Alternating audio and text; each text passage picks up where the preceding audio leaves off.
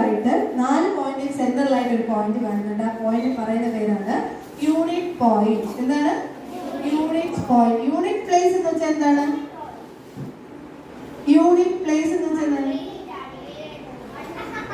1 ഡിജിറ്റിന്റെ അല്ലെ, ഒറ്റ സംഖ്യയുടെ സ്ഥാനം. നമ്മൾ 2 ഡിജിറ്റ്സ്, ഏതെങ്കിലും ഒരു 2 ഡിജിറ്റ് നമ്പർ പറഞ്ഞ പോലെ, ഏതെങ്കിലും ഒരു 2 ഡിജിറ്റ് നമ്പർ പറഞ്ഞ 2 സംഖ്യ 99 അല്ലാതെ 31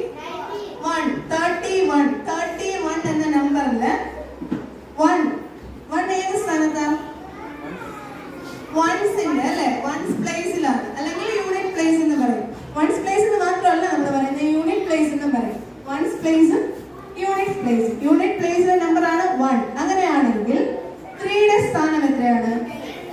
ടെൻസ് പ്ലേസിലാണ് അല്ലെ, 3. അപ്പൊ 1 ഒറ്റയുടെ സ്ഥാനവും 3